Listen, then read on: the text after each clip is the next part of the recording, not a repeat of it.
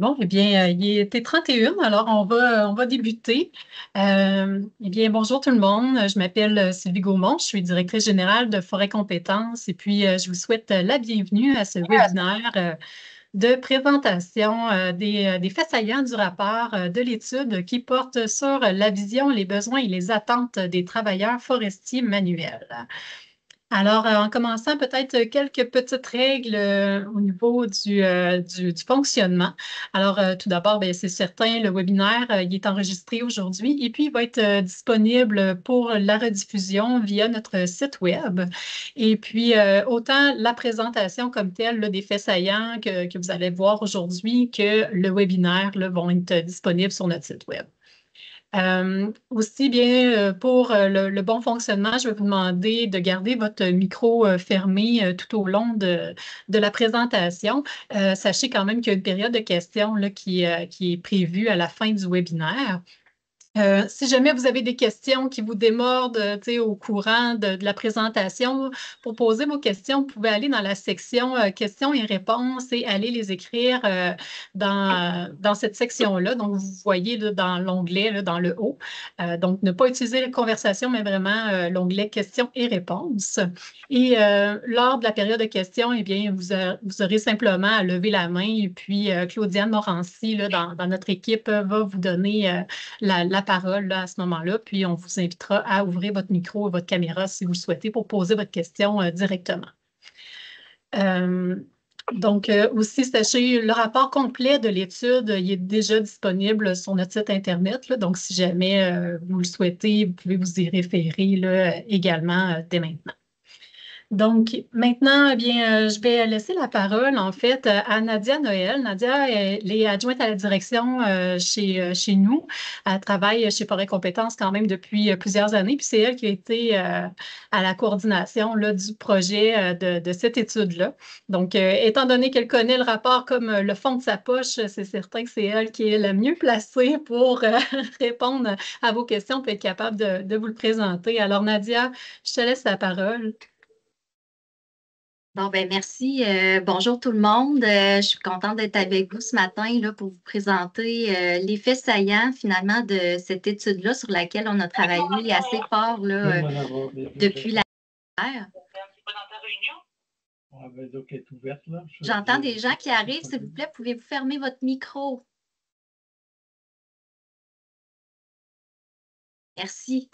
Alors, ben, on va débuter par un bref portrait là, des objectifs de l'étude. Pourquoi on a voulu faire cette étude-là? En fait, c'est pour établir le profil des travailleurs forestiers manuels, avoir une meilleure connaissance de ces travailleurs-là qui composent trois métiers principalement, reboiseurs, débroussailleurs et abatteurs manuels. Ensuite, on a voulu identifier plus particulièrement les facteurs d'attraction, de rétention, qu'est-ce qui les satisfait dans leur travail, qu'est-ce qui les insatisfait par rapport à leur emploi et quelle est leur vision de leur avenir dans le secteur. Ensuite, on a voulu aussi approfondir notre connaissance d'un groupe plus particulièrement là, qui forme les travailleurs forestiers manuels et qu'on sait qui est de plus en plus nombreux là, depuis quelques années. C'est le groupe des travailleurs immigrants, c'est-à-dire les travailleurs qui sont nés à l'extérieur du Canada. Donc, un des objectifs de l'étude était d'en dresser un profil puis de voir un peu plus en détail qu'est-ce qui les distingue par rapport aux travailleurs qui sont nés ici. Ensuite, l'objectif final était de formuler des pistes d'action, des recommandations qui visent à faciliter le recrutement puis la rétention des travailleurs forestiers manuels. Pour la méthodologie, là, grosso modo, ben, c'est une étude qu'on a réalisée avec la firme Groupe AGECO.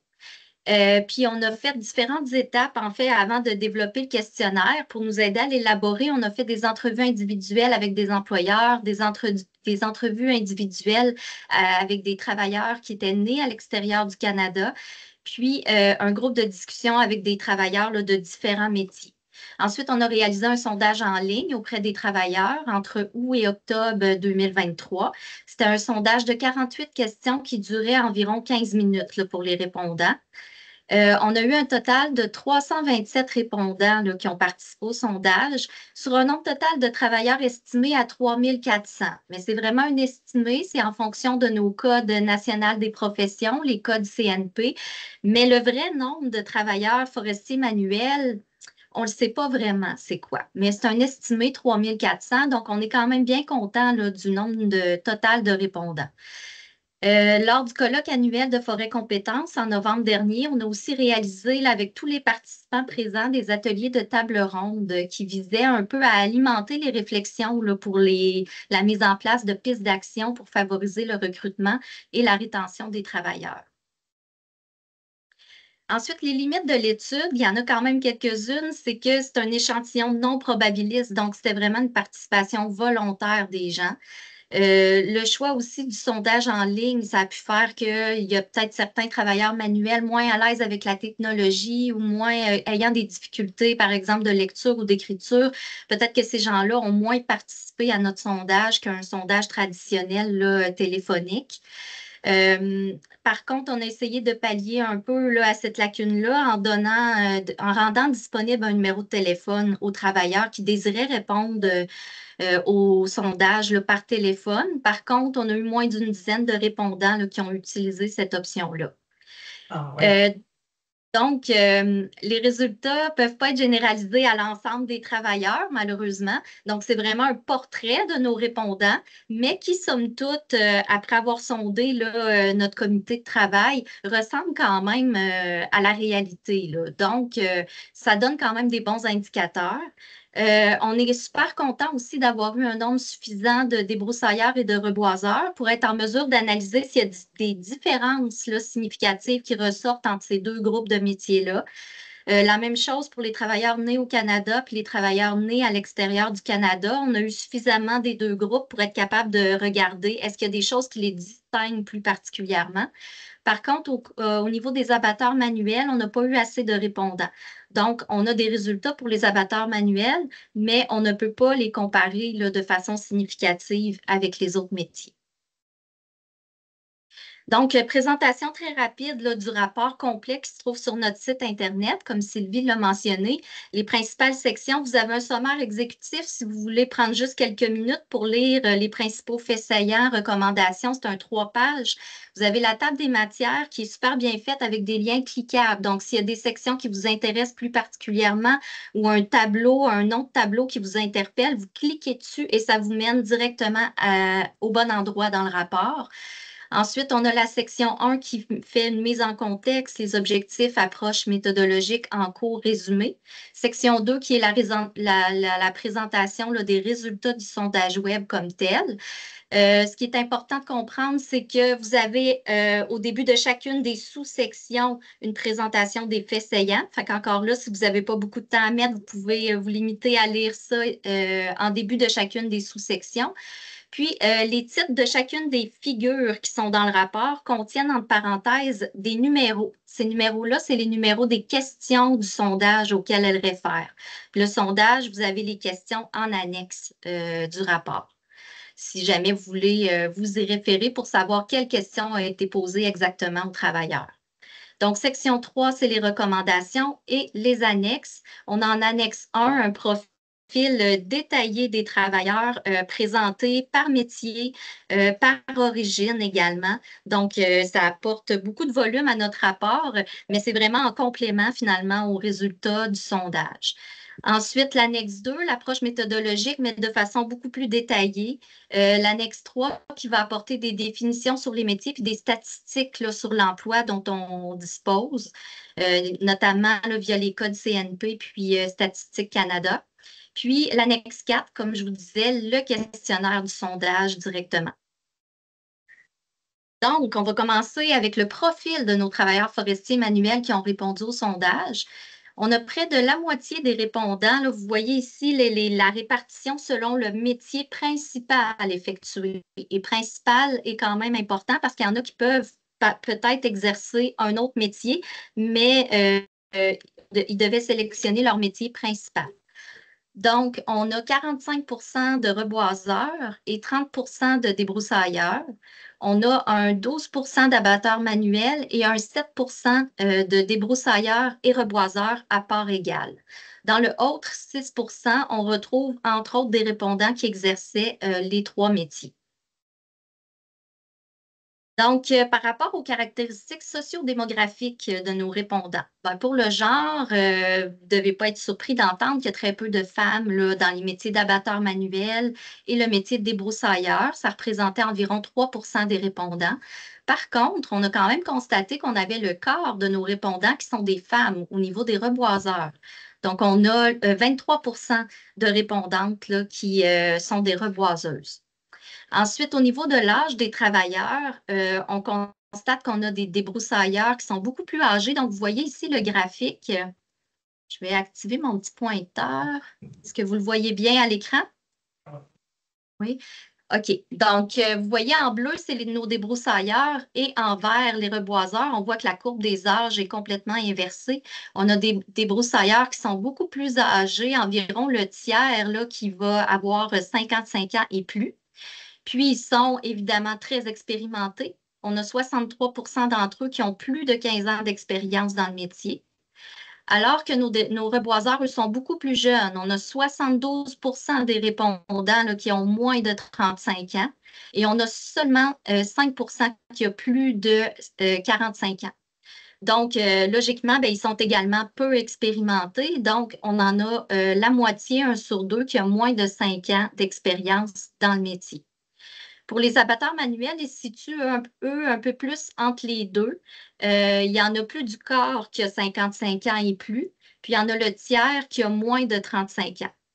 Donc, on constate que le métier pour lequel là, il y a le moins de relève présentement, c'est chez les débroussailleurs. On a seulement 17 qui ont moins de 35 ans.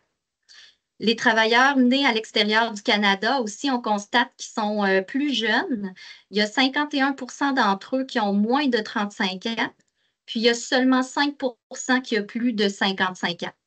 Les travailleurs immigrants sont également moins expérimentés, donc 57 d'entre eux ont moins de 5 ans d'expérience dans le métier, puis comparativement à 29 pour nos travailleurs qui sont nés au Canada. Les travailleurs immigrants, c'est le portrait comme tel, ben, c'est qu'ils sont presque absents chez les abatteurs manuels. Là, ça représentait 3 des répondants. Par contre, pour les reboiseurs et les débroussailleurs, ils étaient ex aequo, là, finalement 26 dans les deux métiers. Les travailleurs immigrants sont principalement originaires de l'Afrique centrale à 52 ensuite de l'Europe avec 26 et nord de l'Afrique et Afrique de l'Ouest à 17 Ensuite, au niveau des profils de scolarité, ben, on a des profils très, très variés. Il y a vraiment de tous les niveaux d'études qui sont présents. On a quand même un travailleur sur 4 qui a fait des études universitaires, donc 25 Donc, c'est quand même beaucoup, considérant que ce sont des métiers qui ne requièrent pas nécessairement d'études universitaires pour les exercer. Les reboiseurs vont se démarquer particulièrement avec 36 qui ont fait des études universitaires et 37 des travailleurs immigrants également ont fait des études universitaires, comparativement à 22 des travailleurs qui sont nés ici. Par contre, parmi les gens qui ont fait des études universitaires, c'est très peu d'entre eux qui ont étudié en foresterie. C'est environ le quart des répondants là, qui ont un diplôme ou qui ont étudié là, dans un domaine en lien avec la foresterie. Au niveau du lieu de résidence et du lieu de travail, les trois principales régions où habitent nos travailleurs, vous le voyez sur le graphique juste ici. Le premier vient Bas-Saint-Laurent, 18 Saguenay-Lac-Saint-Jean, 17 et en troisième place, Montréal, avec 13 des répondants. Donc, ça peut paraître quand même surprenant, étant donné qu'il n'y a pas de travaux qui s'effectuent en foresterie à Montréal. Par contre, on a pu voir que nos travailleurs qui sont nés à l'extérieur du Canada, il y en a quand même 40 qui habitent dans la grande région de Montréal, puis qui vont travailler en région là, pendant la saison. Donc, on voit que c'est une main-d'œuvre qui est très mobile. Quand on regarde les principales régions de travail des répondants, dans l'ordre, c'est le Saguenay-Lac-Saint-Jean, l'Abitibi-Témiscamingue et le Bas-Saint-Laurent en troisième place. Au niveau des conditions de travail de nos travailleurs, on a plusieurs types de travailleurs, donc travailleurs salariés, incorporés, autonomes. Donc, les reboiseurs, eux, sont presque exclusivement des travailleurs salariés à 96 %. Chez nos débroussailleurs, par contre, on a quand même un 20 % que ce sont des travailleurs incorporés. Donc, ça représente quand même un débroussailleur sur 5. Et on pense que dans notre étude, ils sont probablement sous-représentés. Probablement que en réalité, il y en aurait un plus grand nombre encore. Pour les abatteurs manuels, c'est des travailleurs autonomes et incorporés. Là, ça représente un travailleur sur 2. Les deux combinés ensemble donnent 53 %. Donc, l'autre moitié, elles, sont des travailleurs salariés. Au niveau de la syndicalisation, bon, ben, il y a peu de travailleurs forestiers manuels qui sont syndiqués. C'est un peu plus nombreux chez les débroussailleurs qui sont environ 30 % de syndiqués versus 18 % chez les reboiseurs. Ensuite, on a voulu savoir dans quel type d'entreprise ils travaillaient ou pour lesquels ils réalisaient des contrats, dans le cas des travailleurs incorporés ou autonomes. Donc, on a presque un travailleur sur 2 qui travaille pour une entreprise privée qui n'est pas un groupement forestier ou une coopérative forestière. Donc, on constate que ce sont les entreprises privées qui embauchent le plus de travailleurs manuels, peu importe le métier.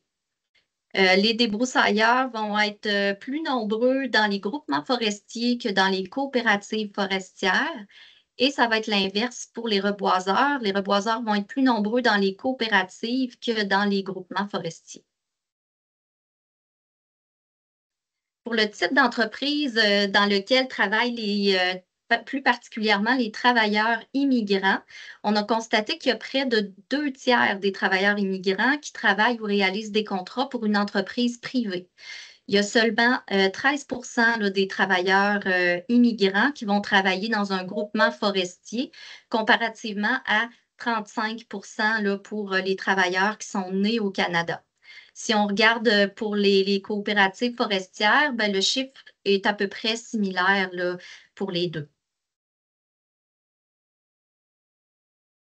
En ce qui concerne l'hébergement hors de la résidence là, principale pendant la période de travail, c'est environ la moitié des débroussailleurs, là, 1 sur 2 qui va être hébergé par l'employeur pendant la saison de travail. Donc, l'autre moitié, elle va retourner à la maison tous les soirs. Ensuite, les reboiseurs sont très majoritairement hébergés par l'employeur. C'est 88 % d'entre eux. Les abatteurs manuels, eux, vont revenir très majoritairement aussi là, à leur domicile tous les soirs, 82 %. Donc, cette question-là, dans le fond, de savoir s'ils reviennent à la maison tous les soirs ou s'ils sont hébergés par l'employeur, soit en camp forestier ou un autre mode d'hébergement, ça nous a permis ça a servi finalement d'indicateur pour déterminer, grosso modo, la proportion de travailleurs qui travaillent en forêt publique comparativement à la forêt privée. Donc, c'est basé sur la prémisse qu'en forêt publique, les travailleurs sont hébergés à l'extérieur de leur domicile, alors qu'en forêt privée, ils retournent à leur résidence personnelle tous les soirs. Donc, il faut quand même rester prudent dans cette interprétation-là, parce qu'évidemment, ce n'est pas tous les travailleurs de la forêt privée qui rentrent à la maison tous les soirs. Donc, ça ne correspond pas parfaitement, mais ça nous a quand même donné un indice là, de à quoi peut avoir l'air les différences entre les travailleurs de la forêt privée et la forêt publique. Ensuite, pour ce qui est de nos travailleurs immigrants, ben, ce qu'on a constaté, c'est qu'ils sont hébergés très majoritairement à l'extérieur de leur domicile pour le travail. Donc, c'est 92 % d'entre eux qui sont hébergés à l'extérieur, comparativement là, à 52 % pour nos travailleurs qui sont nés au Canada. Donc, on pourrait conclure là, que les travailleurs immigrants travaillent très majoritairement en forêt publique.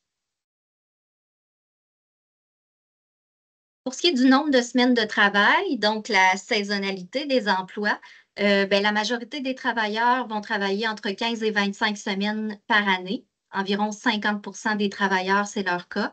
Les débroussailleurs, eux, vont débuter vers avril-mai pour terminer en octobre-novembre selon les régions. Donc, on a environ le tiers, 1/3, qui fait plus de 25 semaines de travail par année. Pour les reboiseurs, ben, ils ont des saisons un peu plus courtes. Ils vont débuter plus en mai-juin et terminer en août-septembre selon les régions. Donc, 5 seulement fait plus de 25 semaines par année. Donc, on voit qu'ils font des moins longues saisons que nos débroussailleurs. Pour les abatteurs manuels, ben, à ce moment-là, c'est un portrait qui est beaucoup plus varié. Ils peuvent travailler entre 5 et 11 mois par année. On a environ 44 là, qui font plus de 25 semaines de travail dans l'année. On constate que nos travailleurs qui sont nés au Canada sont plus nombreux à avoir des saisons plus longues. Il y en a quand même le quart qui fait plus de 25 semaines de travail dans l'année, alors que les travailleurs immigrants sont moins nombreux à avoir une saison plus longue. Il y en a seulement 11 qui fait plus de 25 semaines de travail. Par contre, quand on regarde le nombre d'heures travaillées, on constate qu'ils font des semaines plus intensives, par contre.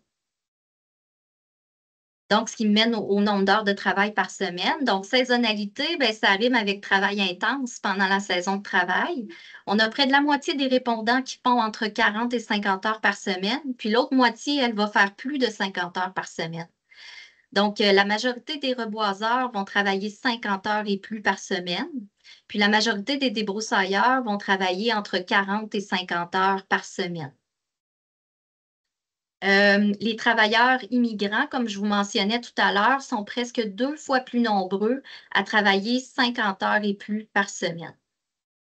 Puis d'ailleurs, quand on regarde justement là, au niveau de StatCan, le nombre d'heures annuelles moyennes qui est travaillé par nos gens en aménagement forestier, bien, il est supérieur à celui de l'ensemble des industries du Québec. Donc, c'est faux de croire que saisonnalité rime avec travailler moins.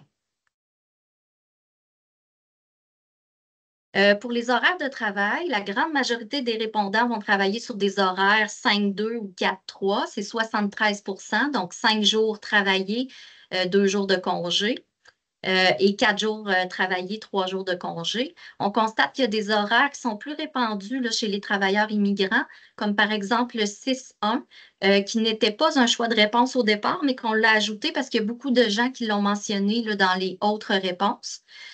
Puis l'horaire 9-5 aussi, qui est plus répandu chez les travailleurs immigrants. Pour le mode de rémunération, les reboiseurs et les débroussailleurs ben, sont rémunérés très majoritairement à la production, c'est 85 d'entre eux. Pour les abatteurs manuels, on en a presque 1 sur 2 là, qui est payé à l'heure, puis il y en a le tiers qui sont payés à la production. Pour les salaires, ben, les salaires, comme vous le voyez là, sur le graphique ici, sont très variés là, dans la tarte. Dans le fond, c'est en raison de la rémunération à la productivité. Donc, les salaires varient entre 15 et 25 et plus de 60 de l'heure. Par contre, il faut mettre quand même un gros bémol aux réponses obtenues à cette question-là, parce que le salaire horaire moyen est estimé par les répondants. Donc, on l'a vu, sont payés à la productivité. Donc, de quelle façon ils ont estimé leur salaire horaire? Est-ce que c'est le salaire brut, le salaire net? Est-ce qu'ils ont déduit leurs dépenses d'emploi en estimant leur salaire horaire? Donc, c'est toutes des réponses qu'on n'a pas. Donc, il faut quand même, puis il faut aussi prendre en compte qu'il y a certains travailleurs qui sont des travailleurs salariés, alors que d'autres sont des travailleurs incorporés ou autonomes. Donc, la rémunération globale des travailleurs n'est pas prise en compte non plus là, dans l'estimation du salaire horaire. Mais ça nous donne quand même des indicateurs qui sont intéressants. On voit que la majorité gagne entre 20 et 40 de l'heure, c'est 57 des travailleurs. Il y a près du tiers des répondants qui vont gagner moins de 30 de l'heure, donc 32 d'entre eux. On constate que la répartition des salaires ne varie pas en fonction de l'origine des répondants. Donc, nos travailleurs nés au Canada puis nos travailleurs nés à l'extérieur du Canada, la répartition là, des salaires est similaire dans les deux cas. Et c'est la même chose pour les métiers. La répartition des salaires entre les reboiseurs et les débroussailleurs, il n'y a pas de différence notable. C'est assez similaire pour les deux. Par contre, pour les abatteurs manuels, il y a quand même des différences. Sont en plus forte proportion dans les répondants qui gagnent moins de 20 de l'heure. Donc, c'est 19% là, qui se retrouvent dans ces strates-là, alors qu'on voit que pour l'ensemble des travailleurs, c'est 6%. Et ils sont moins nombreux aussi dans les salaires supérieurs, donc à 50 de l'heure et plus. Il y a 6% des abatteurs manuels qui s'y retrouvent. Ouais. Alors, une autre chose intéressante que les salaires nous ont permis de mettre en lumière, c'est que on a demandé, dans le fond, de croiser l'âge des répondants avec les salaires horaires estimés. Donc, on voit que la proportion de répondants qui ont un salaire horaire estimé de plus de 50 de l'heure va augmenter avec l'âge. Donc, vous voyez en gris ici, ça, c'est les gens qui gagnent plus de 50 de l'heure. Donc, cette proportion-là augmente tranquillement jusqu'à atteindre un sommet là, entre 45 et 54 ans.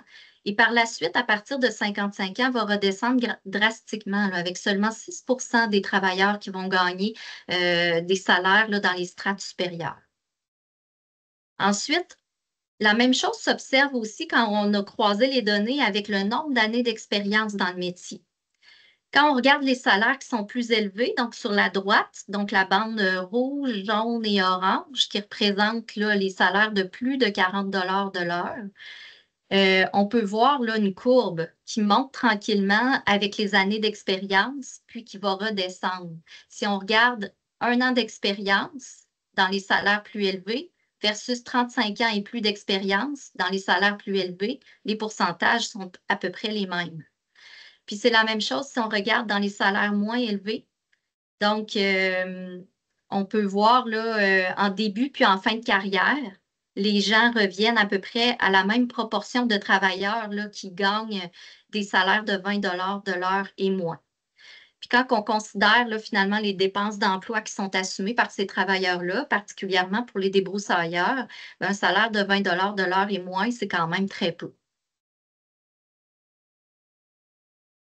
Au niveau des avantages sociaux, on a demandé aux travailleurs ce qui était payé en tout ou en partie par leur employeur, mis à part leur salaire, bien évidemment. Donc, pour les débroussailleurs, ce qu'on constate, c'est qu'ils vont recevoir majoritairement plus d'avantages sociaux. Par exemple, comme des congés de maladie payés, des congés mobiles payés, un régime de retraite, des formations payées. Donc, ils sont quand même plus nombreux là, que nos reboiseurs à recevoir ce genre d'avantages sociaux-là. Par contre, les reboiseurs, eux, sont beaucoup plus nombreux à recevoir des équipements de travail payés ou à avoir aussi le transport fourni par l'employeur, que ce soit là, un transport collectif pour se rendre au lieu de travail ou avoir les frais de véhicule ou d'essence payés par l'employeur. Pour nos travailleurs immigrants, il n'y avait pas beaucoup de distinction là, comparativement à nos travailleurs nés au Canada. Il y avait peut-être les régimes de retraite qui étaient un peu moins élevés. Donc, pour nos travailleurs immigrants, c'est 8% qui en reçoivent comparativement à 21% pour les travailleurs nés ici. Puis les congés de maladie payés, que c'est environ 10% pour les travailleurs immigrants versus 28% pour les travailleurs nés au Canada. Ensuite, on voulait savoir qu'est-ce qu'ils font, nos travailleurs, une fois la saison de travail terminée. Donc, sans grande surprise, 53%, la majorité vont demander de l'assurance emploi. Il y en a quand même plus du quart, 27%, qui va travailler pour une autre entreprise. Fait intéressant aussi, on a pu constater que les travailleurs plus âgés ont moins d'occupations variées après la saison de travail. Donc, on voit que la relève, les plus jeunes, finalement, moins de 35 ans, vont avoir moins tendance à utiliser les prestations d'assurance emploi l'hiver. Donc, c'est 48% des moins de 34 ans, comparativement à 70% là, pour les 55 ans et plus. Les répondants plus jeunes vont être également plus nombreux à travailler pour une autre entreprise en dehors de la saison de travail. Donc, c'est 34% pour les plus jeunes comparativement à 12% pour les 55 ans et plus. Donc, ça confirme quand même une tendance qu'on entend là, auprès de nos entreprises que la nouvelle génération qui arrive sur le marché du travail souhaite davantage travailler à l'année. Même chose là, pour les répondants nés à l'extérieur du Canada, sont moins nombreux à recevoir de l'assurance emploi l'hiver. Donc, 44% d'entre eux en reçoivent là, comparativement à 56% pour nos travailleurs nés au Canada.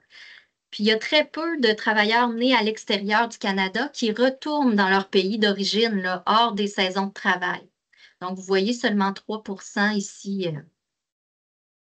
Non, excusez, 1 ici, là, retourne dans son pays d'origine. Ensuite, on a vu dans la diapo précédente, il y a 15 de nos répondants qui retournent aux études après la saison de travail. Donc, on voulait savoir qui étaient ces travailleurs. Et parmi tous les répondants qui retournent aux études une fois la saison terminée, il y en a quand même 87 qui sont des reboiseurs. Donc, ce qui nous a permis de conclure qu'on avait environ 30 de nos reboiseurs qui retournent aux études une fois la saison terminée. Donc, c'est 30 de cette main-d'œuvre-là qui sont finalement des étudiants qui exercent le métier comme travail d'été durant leurs études. Les domaines d'études de nos reboiseurs là, sont vraiment dans une multitude de secteurs et non uniquement en foresterie. C'est seulement 7 des répondants qui sont aux études qui étudient en foresterie présentement. Ensuite, on a quand même un 43 de nos répondants qui demeurent sur le marché du travail une fois que la saison de travail est terminée dans leur métier principal. Soit qu'ils vont travailler dans une autre entreprise, soit qu'ils vont travailler à leur compte, ou soit qu'ils vont même travailler à l'année pour la même entreprise, mais peut-être effectuer d'autres fonctions. Donc, il y en a 17 donc vous voyez en bleu ici, qui travaillent dans le secteur forestier, mais dans d'autres occupations. Par exemple, ils vont être techniciens forestiers, travailler sur leur terre, travailler dans une usine de sciage, faire de l'abattage manuel, et vient pas loin derrière avec 15 là, de la sériculture. Donc, on voit que dans le autre, 43 il y a vraiment une grande diversité, là. On a retrouvé, par exemple, des biologistes, des camionneurs, des gestionnaires de commerce de détail, des guides touristiques, des travailleurs sociaux, des vétérinaires, des mécaniciens. Donc, c'est vraiment, là, il y a de tout. La majorité de ceux qui vont travailler dans une autre entreprise le reste de l'année vont le faire à temps plein. Donc, 56 d'entre eux vont travailler à temps plein. Finalement, on a aussi demandé aux répondants s'ils retournaient chaque année travailler pour le même employeur. Donc, c'est quand même encourageant de constater qu'on a 90 des répondants qui retournent tous les ans travailler pour le même employeur.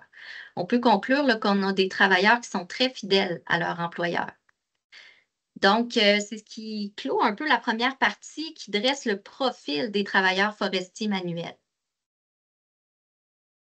Ensuite, on a voulu savoir c'est quoi le meilleur moyen là, pour recruter nos travailleurs. On leur a demandé de quelle façon ils ont entendu parler du secteur forestier puis des opportunités d'emploi. Donc, comme vous pouvez voir, c'est encore le bon vieux bouche à oreille qui domine largement, avec 72 des répondants qui ont entendu parler des emplois en foresterie par la famille et les amis. Donc, le bouche à oreille, c'est le moyen principal de faire connaître le secteur, peu importe l'origine. On a vérifié, puis il n'y a pas de différence entre les travailleurs nés au Canada et les travailleurs nés à l'extérieur du Canada. Vient en deuxième la consultation d'offres d'emploi avec 10 des répondants. Il y a environ le tiers des répondants là, qui ont mentionné que c'était sur les réseaux sociaux qui ont vu ces offres d'emploi-là. On a aussi demandé aux travailleurs leurs deux principales raisons d'exercer le métier, parmi une liste de choix de réponses, là, parce qu'on voulait en fait mieux connaître c'est quoi les facteurs d'attraction vers les métiers manuels. Donc, on voit que la possibilité de travailler dans la nature vient en tête de liste avec 42 des répondants qui ont mentionné que c'était la raison principale. Ensuite vient le salaire intéressant en deuxième, qui est quand même ex aequo avec le travail qui correspond à mes compétences et à mes intérêts. Donc, ces deux éléments-là ont quand même été choisis là, par plus du tiers des répondants dans les deux cas. Puis, je veux porter à votre attention ici la saisonnalité du travail, nombre de semaines de travail par année, qui a été mentionné par 16 des répondants comme étant une des deux raisons principales d'exercer leur métier. Donc, c'est quand même intéressant de constater que la saisonnalité pour nos travailleurs, c'est pas perçu comme un frein. C'est même plutôt un avantage là, qui fait même partie des raisons principales pour lesquelles ils ont choisi ce métier-là. Même que pour nos reboiseurs, c'est même un peu plus élevé, c'est 21 d'entre eux qui ont choisi cette raison-là. Le principal élément qui va distinguer les travailleurs issus de l'immigration des travailleurs qui sont nés ici, c'est la contribution à la protection de l'environnement. Excusez, je pense que ça, je l'ai dans une diapo suivante. Je vais passer pour voir. Oui. Donc, si on regarde en fonction des métiers, il y a quand même le top 5 des raisons va demeurer le même, mais l'ordre, par contre, va être différent selon le métier qui est exercé. Donc, l'attrait du salaire, c'est un facteur qui est identifié par plus de 1 reboiseur sur 2, 57 comparativement à 23 chez nos reboiseurs, donc chez nos débroussailleurs, excusez-moi. Donc, le quart des débroussailleurs. Donc, le salaire est au premier rang pour nos reboiseurs, alors qu'il est au quatrième rang chez nos débroussailleurs. Chez nos débroussailleurs, c'est vraiment le numéro 1, c'est la possibilité de travailler dans la nature. On constate aussi que l'autonomie et la liberté que procure l'emploi et aussi l'alignement avec les compétences puis les intérêts, c'est quelque chose qui importe davantage chez les débroussailleurs que chez les reboiseurs. Même chose pour l'horaire de travail intéressant qui semble davantage important là, pour les débroussailleurs que pour les reboiseurs. Donc, vous voyez un 13 ici des débroussailleurs versus 3 pour les reboiseurs. Chez les reboiseurs, on voit aussi là, que l'importance de la contribution à la protection de l'environnement et du climat, ainsi que le climat, de travail et les relations avec l'équipe de travail prend plus de place que chez les débroussailleurs. Donc, vous voyez ici, climat de travail, équipe de travail, 1 chez les débroussailleurs, 10 chez les reboiseurs.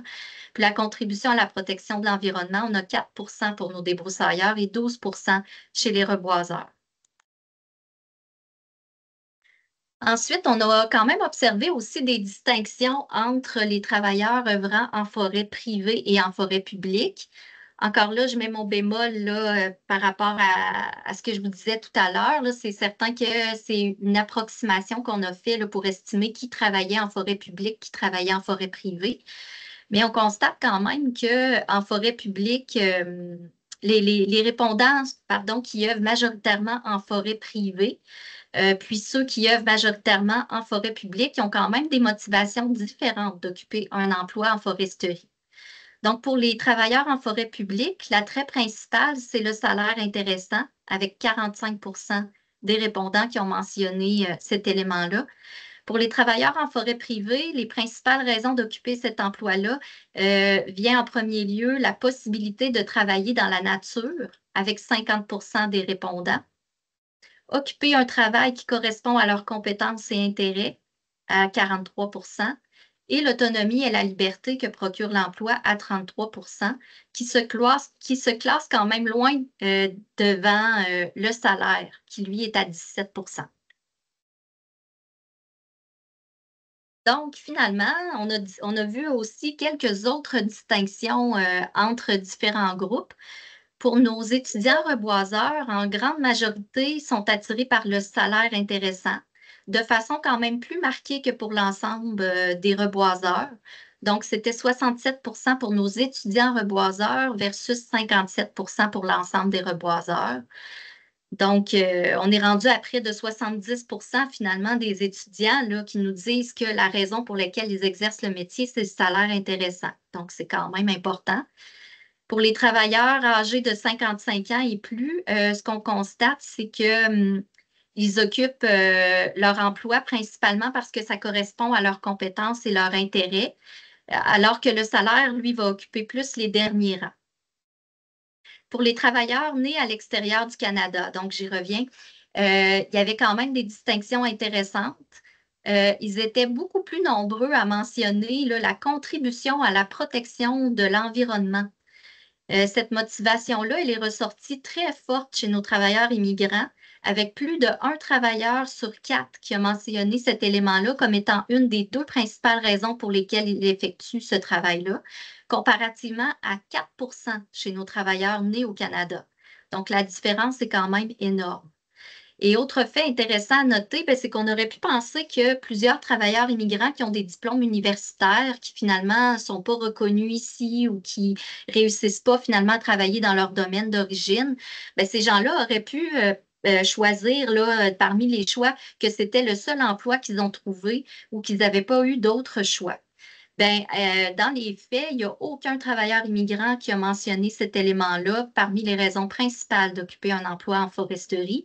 Donc, on peut penser que ces travailleurs-là ne se sentent pas captifs du secteur forestier. C'est vraiment par choix qu'ils y sont venus. Ensuite, on a voulu savoir, est-ce que nos travailleurs sont satisfaits de leurs conditions de travail? Donc, dans l'ensemble, nos travailleurs semblent assez satisfaits, même très satisfaits. On a 83 des répondants qui sont très satisfaits ou plutôt insatisfaits. Donc, en vert, vous voyez le pourcentage de très satisfaits, donc presque le tiers, et presque la moitié qui a mentionné être plutôt satisfait. Ensuite, on a demandé aux répondants de nous dire leur niveau de satisfaction par rapport à un grand nombre d'éléments en lien avec leurs conditions de travail. Donc, vous avez à l'écran les 5 principaux éléments de satisfaction qui sont ressortis. On constate là, que, en général, c'est des éléments qui vont être liés à l'horaire ou même à la saisonnalité du métier, qui sont parmi les plus appréciés des travailleurs. Donc, dans l'ordre, on a l'horaire de travail avec 91 des répondants qui sont satisfaits. On a en deuxième place l'ambiance et les relations de travail, 86 des travailleurs satisfaits. Le nombre de semaines travaillées en troisième lieu, qui est directement lié à la saisonnalité du métier, 86 aussi, donc ex aequo. Et la conciliation travail-vie personnelle, 81 des travailleurs qui en sont satisfaits. Donc, ça peut paraître quand même paradoxal pour des gens qui sont amenés à être hébergés loin de leur famille, dans des camps pour leur travail, de dire que la conciliation travail-vie personnelle est satisfaisante.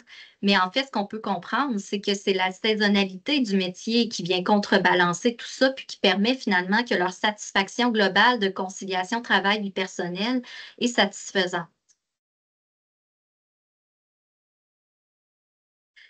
Vous voyez maintenant à l'écran les éléments pour lesquels il y a un plus haut taux d'insatisfaction, quoique quand même, on voit que la grande majorité demeure satisfaite. Donc, les éléments encadrés sont ceux qui ont obtenu plus de 20 d'insatisfaction de la part des travailleurs. Donc, 20 quand on cumule finalement les plutôt insatisfaits et les très insatisfaits. Donc, les éléments pour lesquels les travailleurs sont moins satisfaits, c'est dans l'ordre les avantages sociaux, avec 33 d'insatisfaits. Vient ensuite le salaire, avec 23 d'insatisfaits. Ex aequo avec la prise en charge de certaines dépenses par l'employeur. Par exemple, il y avait le transport, l'équipement de travail, etc. Donc, 23 d'insatisfaits. Et le transport pour se rendre au lieu de travail, 21 d'insatisfaits. On a constaté là, que le niveau de satisfaction entre les différents éléments est assez similaire là, entre les métiers. Donc, il n'y a pas de distinction significative entre les reboiseurs et les débroussailleurs, par exemple. Quand on regarde le niveau de satisfaction générale envers les conditions de travail selon le type d'entreprise pour laquelle le travailleur travaille ou réalise des contrats, on constate que la satisfaction est somme toute similaire, mais qu'il y a quand même c'est légèrement inférieur là, pour les travailleurs qui sont en groupement forestier.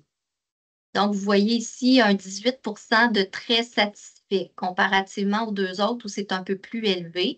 Et le pourcentage de gens plutôt insatisfaits et très insatisfaits est un peu plus élevé également. Par contre, si on regarde le lien qu'on peut faire justement entre les travailleurs de la forêt privée et la forêt publique, ben, c'est quand même un résultat qui est cohérent là, avec d'autres observations qu'on a pu faire. De façon générale, quand on a croisé les résultats avec les travailleurs étant hébergés par l'employeur versus les travailleurs retournant à leur domicile tous les soirs, ben, on a pu constater là, que les travailleurs de la forêt publique sont en général plus nombreux à être très satisfaits de tous les éléments qui sont en lien avec leurs conditions de travail. Les deux exceptions sont pour l'horaire de travail puis pour la conciliation travail-vie personnelle, où là, le pourcentage de répondants qui est très satisfait est similaire dans les deux groupes. Donc, on s'est demandé, est-ce que cette insatisfaction-là, qui est plus marquée au niveau du salaire pour les travailleurs de la forêt privée, ça pourrait être dû, par exemple, à des salaires horaires estimés qui seraient moins élevés pour ces travailleurs-là. Donc, vous voyez en bas le graphique des croisements qui ont été effectués en lien avec les salaires horaires estimés.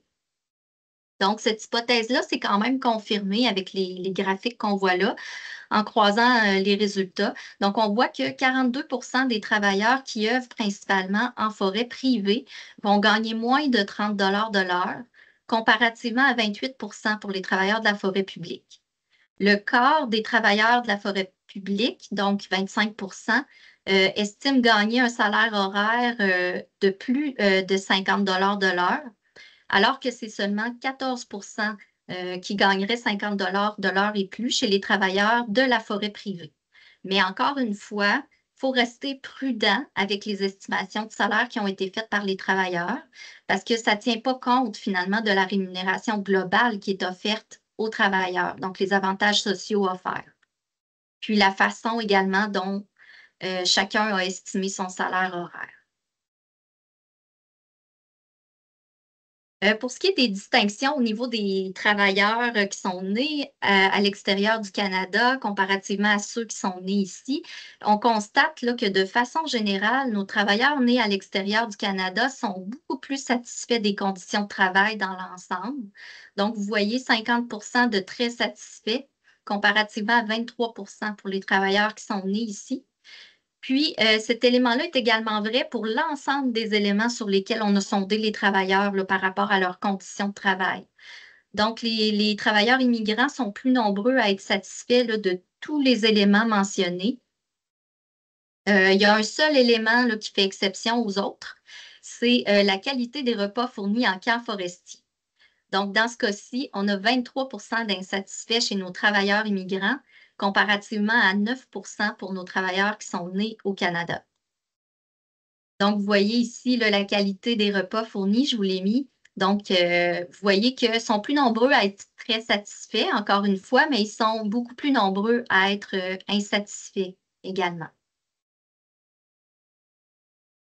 Si on regarde là, les deux principaux éléments les deux principaux éléments de satisfaction pour l'ensemble d'insatisfaction, pardon, pour l'ensemble des travailleurs, donc soit les avantages sociaux et le salaire, on voit là, que près de 30 des travailleurs immigrants sont très satisfaits des avantages sociaux.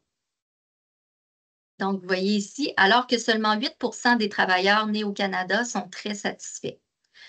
Pour le salaire, si on regarde là, le pourcentage de gens qui sont insatisfaits, il y a quand même une bonne différence aussi là, entre les travailleurs qui sont nés au Canada. Donc, on voit ici 26 comparativement à 8 d'insatisfaits chez nos travailleurs nés au Canada. Et je vous rappelle, dans le fond, qu'il n'y avait pas de différence significative entre les deux groupes au niveau des salaires horaires estimés. La répartition du salaire horaire estimé était similaire entre les travailleurs nés au Canada puis les travailleurs nés à l'extérieur. Donc, c'est vraiment une question de perception. On a aussi un profil qui est assez similaire selon le métier exercé.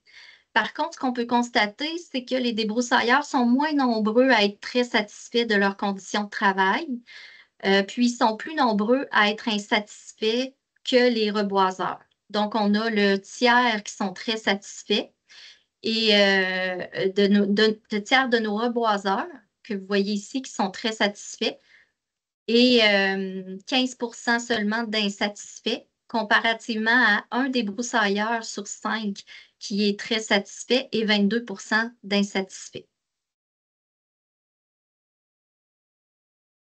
Donc, si on regarde plus en détail là, la comparaison des éléments qui ont le plus haut pourcentage d'insatisfaction, on voit que les répondants reboiseurs sont en moins grande proportion satisfaits des avantages sociaux qui sont offerts. Ces réponses-là concordent en fait avec la plus faible proportion de répondants reboiseurs qui ont effectivement des avantages sociaux de la part de leur employeur comparativement aux débroussailleurs, comme on a vu tout à l'heure. Du côté des débroussailleurs qui ont répondu au sondage, bien, on voit qu'ils sont moins satisfaits de la prise en charge par l'employeur de certaines dépenses. Donc, 31 là, d'insatisfaction comparativement à 18 pour les reboiseurs. On avait d'ailleurs constaté là, dans le profil des travailleurs que les reboiseurs avaient davantage de dépenses liées à l'emploi qui étaient payées par l'employeur comparativement aux débroussailleurs. Donc, ce qui est quand même cohérent aussi. Pour le salaire, on voit là, que les débroussailleurs sont un peu moins nombreux à être très satisfaits de leur salaire. Je vous rappelle encore une fois que les salaires horaires estimés étaient similaires entre les débroussailleurs et les reboiseurs. Par contre, on sait que nos débroussailleurs ont peut-être plus de dépenses d'emploi à assumer que les reboiseurs. Et chez nos reboiseurs, on a quand même un 30 qui effectue cet emploi-là comme emploi d'été. Donc, les abatteurs manuels, eux, sont plus nombreux à être insatisfaits de leur salaire. Il y a quand même 33 de plus tôt et très insatisfaits, comparativement à 1 sur 4 là, pour les débroussailleurs, puis 19 pour les reboiseurs. Mais ce qui est quand même cohérent aussi avec ce qu'on a vu, parce qu'ils sont plus nombreux à gagner un salaire de 20 de l'heure et moins, puis ils sont beaucoup moins nombreux à gagner des salaires horaires estimés de 50 de l'heure et plus. Finalement, les distinctions avec d'autres groupes, de façon générale, pour nos travailleurs plus âgés, donc de 55 ans et plus, ils sont moins nombreux à être très satisfaits de à peu près l'ensemble des éléments qui sont mentionnés en lien avec les conditions de travail. La seule exception, c'est par rapport à la conciliation travail-vie personnelle, où ils vont être légèrement plus nombreux à être satisfaits de cet aspect-là. Pour les étudiants reboiseurs, ben, on a vu tout à l'heure qu'en grande majorité, ils sont attirés par le salaire intéressant qui est offert de façon encore plus marquée que pour l'ensemble des reboiseurs. Par contre, on constate qu'ils sont, ils sont moins nombreux à gagner un salaire horaire estimé de plus de 50 de l'heure. Les étudiants reboiseurs vont en général être légèrement plus nombreux que les reboiseurs à être très satisfaits de tous les éléments en lien avec leurs conditions de travail, sauf pour le salaire. Puis, ben, ça, c'est quand même assez cohérent aussi. Les travailleurs qui gagnent un salaire horaire estimé de moins de 30 de l'heure sont moins satisfaits de leur salaire que les travailleurs qui gagnent un salaire horaire estimé de plus de 30 de l'heure. Ensuite, on a voulu savoir finalement, c'était si pour améliorer vos conditions de travail, ce serait quoi les 3 éléments prioritaires que vous souhaiteriez obtenir de la part de votre employeur? Donc, parmi une liste d'éléments, ils devaient en sélectionner seulement 3 qui étaient prioritaires pour eux. Donc, comme vous pouvez voir, le salaire, c'est la priorité numéro 1 sur toute la ligne. Donc, elle dépasse largement tous les autres, avec 70 des répondants qui ont mentionné vouloir un salaire plus élevé en priorité. Après le salaire, vient en deuxième l'équipement de travail payé et pas très loin derrière le temps de transport payé et kilométrage essence pour le véhicule payé. Pour rappel, on avait 31 des répondants qui sont remboursés en tout ou en partie là, pour leur équipement de travail. Puis, on a 15 des répondants qui étaient remboursés en tout ou en partie pour leur temps de déplacement par l'employeur. Donc, peu importe le métier, peu importe la provenance, l'amélioration du salaire vient vraiment en priorité numéro 1. Donc, vous avez les pourcentages ici. Donc, pour certains groupes, c'est parfois plus élevé que d'autres même.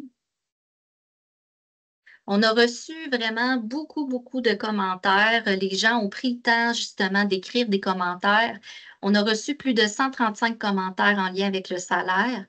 Donc, ça vous donne ici un portrait là, de ce qui a été nommé par les travailleurs. Le taux à l'hectare n'ont presque pas augmenté depuis 20 ans. Les prix ne sont pas suffisamment ajustés à la qualité des terrains, ce qui rend le salaire trop incertain et variable. Le salaire à l'arbre est trop bas. Il n'a que très peu augmenté dans les dernières années, malgré l'inflation. Donc, parmi les éléments priorisés par les travailleurs excluant le salaire, on voit qu'il y a certaines différences là, qui ressortent en fonction du métier qui est exercé. Donc, pour près de 40 des débroussailleurs, eux, ce qu'ils souhaiteraient avoir, c'est le kilométrage ou l'essence payée pour leur véhicule. Il y a seulement 14% des reboiseurs qui ont mentionné cet élément-là. Mais je vous rappelle toutefois qu'il y a plus de 40% des reboiseurs qui ont déjà l'essence et le kilométrage payés par l'employeur, alors que c'est seulement 17% pour les débroussailleurs. Un autre élément intéressant, bien que les débroussailleurs soient seulement 16% à avoir le véhicule fourni pour se rendre au lieu de travail, comparativement à 44% pour nos reboiseurs, bien, il n'y a pas de différence entre les deux métiers par rapport à cet élément-là. Donc, vous voyez, transport au lieu de travail fourni, 9% et 8% pour les reboiseurs. Donc, ça nous indique que les débroussailleurs ne souhaitent pas avoir de véhicule fourni, mais plutôt avoir l'essence ou le kilométrage remboursé. Chez les reboiseurs, c'est plutôt le temps de transport rémunéré qui va venir en deuxième après le salaire. Donc, ça a été identifié par près du tiers là, des répondants, alors qu'il y a seulement 18% des broussailleurs là, qui le mentionnent. Pourtant, leur temps de déplacement n'est pas plus payé que pour les reboiseurs. Donc, on voit que c'est vraiment une priorité pour les reboiseurs.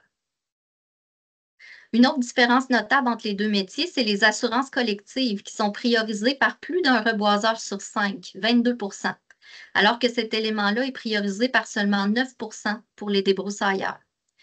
Puis, je vous rappelle que le pourcentage de débroussailleurs et de reboiseurs qui reçoivent actuellement des assurances collectives sont plutôt similaires.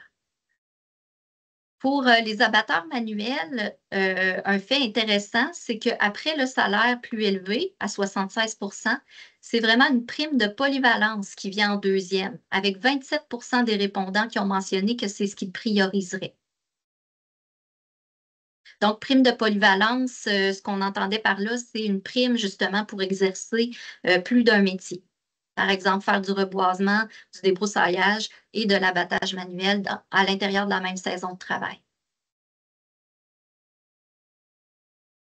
Ensuite, il y a aussi des distinctions entre ce que souhaitent les travailleurs nés à l'extérieur du Canada, puis ceux qui sont nés au Canada.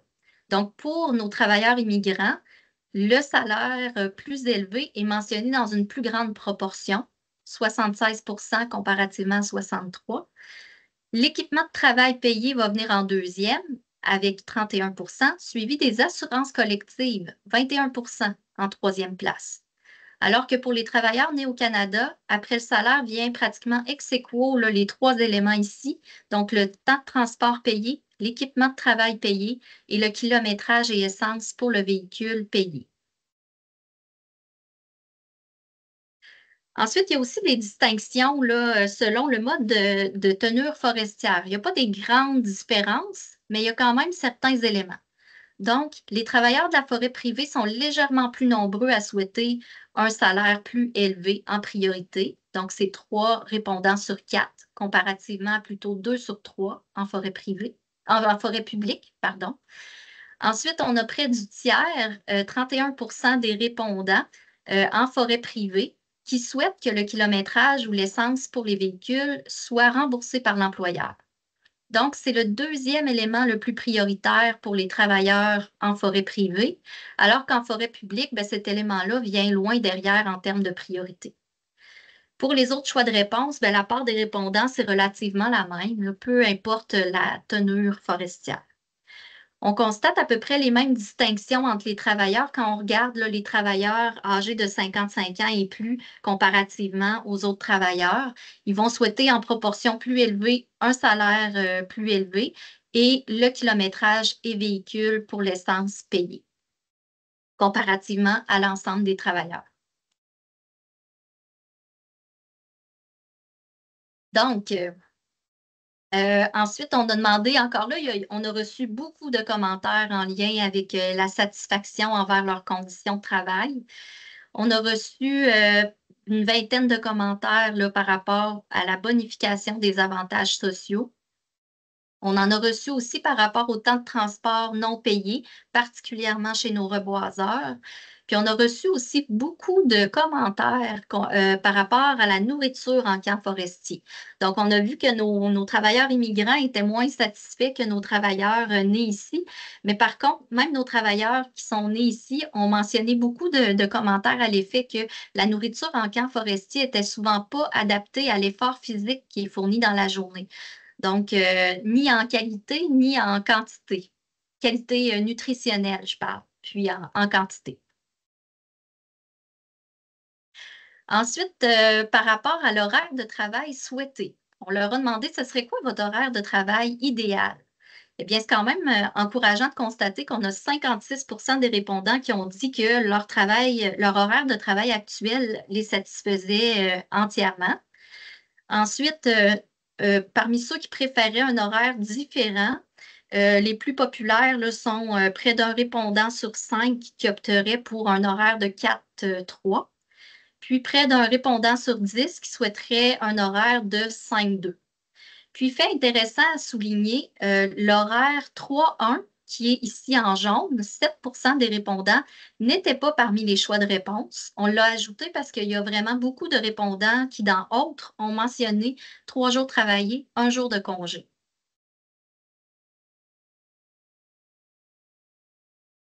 Ensuite, on a aussi sondé nos travailleurs sur leur niveau de satisfaction en lien avec leur milieu de travail, avec leurs relations au travail, leur bien-être au travail en général.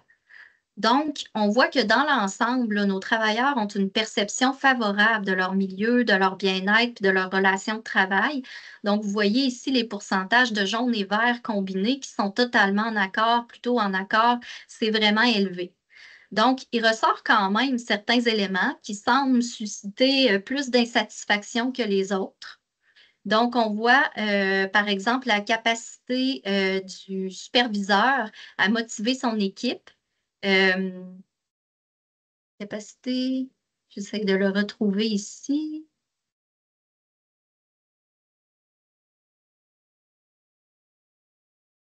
Bon, désolée, c'est en trop petit dans mon écran. Mais en tout cas, ces éléments-là sont ressortis comme ayant plus d'insatisfaction. Donc, la capacité du superviseur à motiver son équipe, la mise en place de mesures par l'employeur pour encourager le bien-être des employés, puis l'accès à des formations continues offertes par l'employeur qui ont eu des taux plus élevés d'insatisfaction. Donc, les colonnes là, orange, plutôt en désaccord et totalement en désaccord avec l'énoncé. Si on regarde les particularités en fonction des métiers, pour les reboiseurs, ben, c'est vraiment la communication au sein de l'équipe de travail qui semble être particulièrement un enjeu, avec quand même un reboiseur sur 5 là, qui a considéré que la communication dans son équipe était défaillante, comparativement à 9 chez nos débroussailleurs. Pour les débroussailleurs, eux sont près de 30 à ne pas recommander à leurs familles et leurs amis de travailler dans le secteur forestier, alors que c'est seulement 14 dans le cas des reboiseurs. On avait vu qu'au niveau des conditions de travail, nos travailleurs qui sont nés à l'extérieur du Canada étaient beaucoup plus nombreux à être satisfaits de l'ensemble des éléments sondés. Bien, c'est encore vrai pour l'ensemble des éléments en lien avec le milieu de travail, les relations de travail, le bien-être au travail. On peut voir là, que pour chacun des éléments, donc, vous voyez ici, né au Canada, né à l'extérieur du Canada, la bande verte, là, donc de proportion de gens totalement en accord avec l'énoncé est beaucoup plus élevée chez nos travailleurs nés à l'extérieur du Canada pour l'ensemble des éléments. Donc, vous voyez ici les autres énoncés, même principe. Dans le cas des conditions de travail, il y avait l'exception de la qualité des repas en camp forestier. Ici, on ne retrouve aucune exception. Ils sont nettement plus satisfaits de tous les éléments mentionnés. Par rapport au sentiment d'accueil et d'intégration au travail, donc on s'est questionné, on a voulu savoir est-ce qu'il y a une différence entre nos travailleurs, la perception de nos travailleurs immigrants versus nos travailleurs qui sont nés ici. Donc, on constate que par rapport à l'énoncé, les personnes issues des communautés culturelles et immigrantes sont bien acceptées et intégrées dans l'entreprise. Les travailleurs qui sont nés à l'extérieur du Canada sont beaucoup plus nombreux à être totalement en accord avec l'énoncé que nos travailleurs qui sont nés au Canada. Puis c'est la même chose pour l'énoncé «Je me sens accueilli au travail tel que je suis, sans discrimination». On a 79 des travailleurs qui sont nés à l'extérieur du Canada qui sont très en accord avec cet énoncé, alors que 37 des...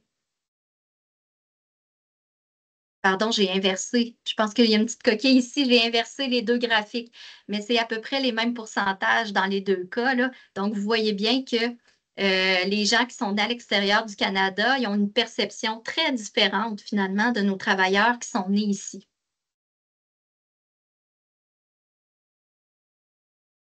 On a aussi voulu voir est-ce que la perception des femmes est différente de celle des hommes. Les métiers manuels étant très majoritairement masculins. Donc, toujours selon l'énoncé, je me sens accueillie au travail tel que je suis sans discrimination. On ne voit pas de distinction marquée là, entre les hommes et les femmes. La proportion de gens qui est totalement en accord est plutôt en accord, donc la bande verte et jaune combinées ensemble, c'est pratiquement la même là, dans les deux groupes. Il y a une légère différence. Tout à l'heure, on a vu que la famille et les amis, c'était encore le moyen le plus largement répandu pour recruter des gens.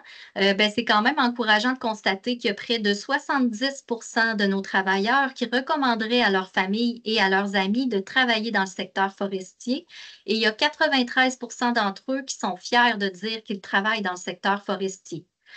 Donc, ici aussi, là, juste en dessous, je vous ai mis les différences entre les travailleurs nés au Canada et les travailleurs nés à l'extérieur du Canada.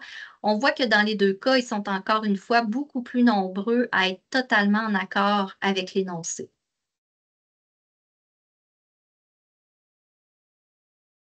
On a vu dans le portrait là, que les travailleurs forestiers manuels sont très fidèles à leur employeur, puis qu'ils vont retourner travailler chaque année pour le même employeur dans une proportion de près de 90. Donc, on leur a demandé s'ils prévoyaient toujours revenir travailler dans le secteur l'an prochain. Il y a plus de 80 des répondants là, qui prévoient revenir travailler dans le secteur l'an prochain. Donc, vous voyez ici 84. Puis, parmi l'ensemble de ces répondants-là, on en a 84 qui prévoient, 85 pardon, ici, qui prévoient revenir travailler chez le même employeur. Donc, fait intéressant aussi, c'est que le nombre d'années d'expérience ne semble pas avoir d'effet là, sur la proportion des répondants qui ne prévoient pas revenir travailler dans le secteur l'an prochain.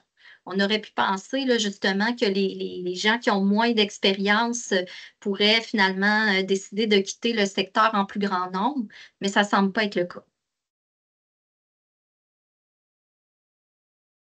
On a voulu savoir aussi à quel endroit ils se voyaient dans 5 ans. Est-ce qu'ils seront toujours en foresterie? Donc, en ce qui concerne la vision de leur avenir dans le secteur sur un horizon de 5 ans, il y a près du 2 tiers des répondants, donc 65 qui prévoient encore travailler dans le secteur forestier dans 5 ans. Donc, on a quand même la moitié des répondants qui prévoient travailler pour la même entreprise dans 5 ans. Puis, on voit qu'il y a une perspective là, de carrière au sein de l'entreprise. On a 39 qui prévoient travailler pour la même entreprise, donc en vert ici. Puis, on a 9 ici qui prévoient travailler dans la même entreprise, mais dans un autre poste. On a une différence au niveau des abatteurs manuels qui sont quand même plus nombreux à envisager de se partir en entreprise. Donc, 32 des abatteurs manuels veulent lancer leur propre entreprise dans le secteur, comparativement à 13 ici pour l'ensemble des travailleurs. On a quand même un travailleur sur 10, donc 11 qui prévoit travailler dans un autre secteur d'activité d'ici 5 ans. Donc, c'est ce qui vient éclore finalement la portion de la présentation des résultats comme tels du sondage. Puis, à la lumière de ces résultats-là, il y a quand même un certain nombre de constats intéressants qui nous permettent de proposer des pistes d'action qui peuvent être mises en place pour faciliter la rétention puis le recrutement des travailleurs forestiers manuels. La présentation des pistes d'action va se faire finalement en 3 temps. Donc, dans une première partie, ça va porter plus spécifiquement sur des pistes d'action plus pratico-pratiques là, pour nos employeurs du secteur. Ensuite, une deuxième partie qui va concerner une réflexion plus globale, des pistes de réflexion plus globales là, sur le secteur qui devront éventuellement être poursuivies relativement à certains enjeux que l'étude a mis en lumière. Puis, des pistes d'action finalement qui pourraient être éventuellement mises en place par Forêt Compétences pour venir appuyer les entreprises. Donc, première piste d'action pour les employeurs, ce serait de retenir vos employés actuels, qui devraient toujours être votre priorité numéro un. Mettre toujours plus d'énergie à retenir vos bons employés qu'à recruter. Euh, Effectivement, souvent dans le feu de l'action, on fait l'inverse. On va mettre beaucoup de temps à recruter, puis une fois que la personne va être en poste, ça ne devient plus une urgence, ça ne devient plus une priorité, donc on s'en préoccupe plus vraiment jusqu'à temps qu'elle vienne nous voir pour finalement démissionner. Mais en fait, c'est plutôt l'inverse qu'on devrait faire, mettre beaucoup plus d'énergie à retenir nos employés actuels qu'à toujours être dans une roue incessante de recrutement de nouvelles main-d'œuvre. Donc, on l'a vu, la fidélité de la main-d'œuvre envers leur employeur est très présente dans notre secteur. Donc, pourquoi pas travailler à la renforcer encore davantage? Par exemple, vous pourriez mettre des bonus de fidélité en place ou encore une bonification ou tout autre avantage là, qui serait lié au nombre d'années travaillées pour l'entreprise. Ça pourrait être monétaire, ça pourrait être de l'équipement payé, etc. Ensuite, tout simplement, là, prendre le temps de parler avec vos employés, d'être à l'écoute de leurs besoins, de leur dire que vous êtes reconnaissant puis satisfait de leur travail, ça peut faire une énorme différence. Souvent, on ne prend pas le temps, justement, dans le day-to-day, dans le feu de l'action, on gère des urgences, on gère des priorités, puis ça n'en est souvent pas une. Par contre, ça peut faire une énorme différence sur la rétention des travailleurs et ça ne coûte rien. Donc, c'est important justement de montrer à nos travailleurs qu'on se préoccupe de leur bien-être, puis de prendre quelques minutes justement pour voir comment ça se passe pour eux. Puis leur verbaliser aussi notre reconnaissance qu'ils soient avec nous au sein de l'entreprise. Ensuite, ça pourrait être aussi d'organiser des événements qui permettent de souligner les bons coups, de mettre en valeur vos travailleurs, par exemple, une soirée ou style gala d'excellence, prix de reconnaissance, ça peut prendre plusieurs formes. Dans le fond, avoir des occasions de reconnaître la valeur de nos travailleurs tous ensemble. Ensuite, miser sur les aspects positifs du métier qui sont déjà très appréciés des travailleurs en les renforçant encore davantage. Comme vous avez vu, là, par rapport à d'autres secteurs, on a quand même certains avantages qui seraient vraiment avantageux, finalement, de mettre de l'avant encore plus. Par exemple, on l'a vu, les horaires de travail, la conciliation travail-vie personnelle, c'est parmi les aspects les plus appréciés des travailleurs par rapport à leurs conditions de travail. Donc, pourquoi pas aller encore plus loin, permettre encore plus de flexibilité en offrant la possibilité de choisir son horaire.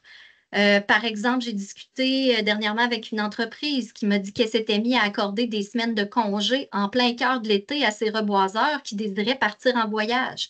Donc, un travailleur forestier qui voyage une partie de l'été, on n'aurait peut-être pas vu ça il y a quelques années, mais maintenant, on est rendu là, il faut s'adapter et deviner à quel endroit tous les jeunes reboiseurs de la région voulaient travailler durant l'été. Ensuite, le nombre de semaines travaillées, donc la saisonnalité du métier, c'est également ressorti comme un aspect très apprécié de nos travailleurs. Donc, le travail saisonnier, ça permet d'avoir plusieurs semaines consécutives après la saison pour poursuivre d'autres occupations. Encore ici, être flexible, s'adapter aux besoins de chacun de nos travailleurs. Donc, il y en a pour qui ils vont souhaiter occuper un autre emploi hors saison, d'autres non. Donc, si vous en avez qui souhaitent occuper un autre emploi, ben, montrez de la flexibilité pour l'aider à concilier les deux ensemble. Même, vous pouvez vous impliquer activement dans le maillage d'emploi avec d'autres employeurs de la région pour vous permettre d'offrir des options aux travailleurs qui souhaitent finalement travailler à l'année. Ensuite, l'ambiance, les relations de travail, ça a été également mentionné dans le top 5 des éléments les plus appréciés des travailleurs. Donc, pourquoi pas renforcer encore plus cet avantage-là en organisant des activités spéciales de groupe au camp le soir pour les travailleurs qui sont hébergés, par exemple. Créer des occasions de fraterniser. Une entreprise, par exemple, m'a mentionné qu'elle avait acheté un chalet puis qu'elle pouvait y organiser des événements hors saison. Donc, l'hiver, c'est des occasions de réunir les travailleurs ensemble, qui permettaient aussi à ses employés de l'emprunter, soit pour eux ou pour leur famille. Donc, les idées peuvent quand même être infinies. Ensuite, on peut avoir des mesures qui sont un peu plus ciblées pour la rétention de certains groupes en particulier. Donc, pour nos travailleurs immigrants, on a vu qu'en général, ils sont très satisfaits, sauf des repas en camp forestier. Donc, les sonder sur ce qu'ils aimeraient manger, ça serait déjà un gros plus. Adapter votre offre alimentaire pour leur plaire davantage, ça pourrait vous permettre de vous démarquer comme employeur. Et je suis certaine que le bouche à oreille va faire son effet rapidement. Ensuite, pour les travailleurs, vous pouvez aussi, c'est ça, former votre personnel en cuisine sur la nourriture d'autres régions du monde. Puis initier également des occasions de partage puis de découverte entre les différentes cultures en organisant justement des soirées thématiques ou toutes sortes d'idées qui peuvent émerger de ça.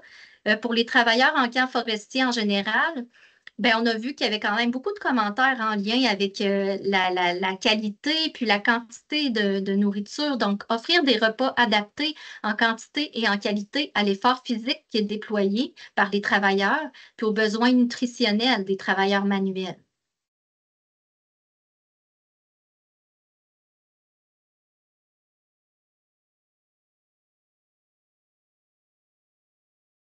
Ensuite, pour vos nouveaux travailleurs, cette fois-ci, ne jamais sous-estimer l'importance de l'accueil et l'intégration. C'est important d'y accorder du temps. On n'a jamais une deuxième chance de faire une première bonne impression. C'est vrai quand on accueille et on intègre des nouveaux travailleurs. Ça peut être vous-même d'accorder du temps, de mettre en place un système de parrainage entre les travailleurs, etc. Offrir de la formation rémunérée pour aider vos nouveaux employés à atteindre des niveaux de productivité intéressants plus rapidement et surtout de façon sécuritaire. Donc, on l'a vu, là, les nouveaux travailleurs ont des salaires horaires estimés plus faibles, ce qui est quand même normal parce qu'ils sont en apprentissage, mais ça peut être un facteur qui fait qu'ils se découragent et quittent le secteur.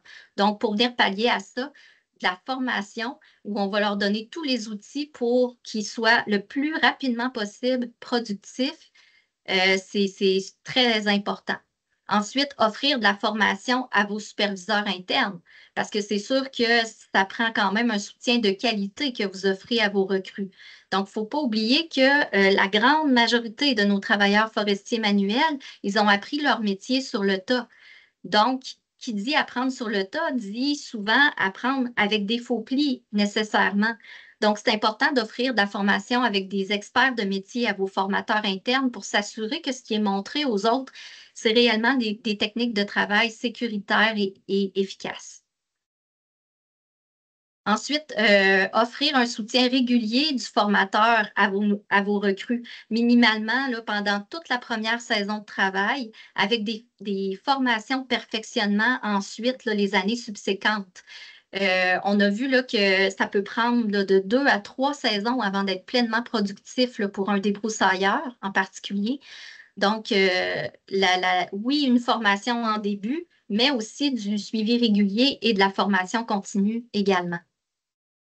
Pour les travailleurs plus âgés, ben, valorisez-les en prenant finalement les travailleurs qui auraient de l'intérêt à transmettre leur savoir puis leurs connaissances aux nouveaux en les utilisant comme formateurs internes.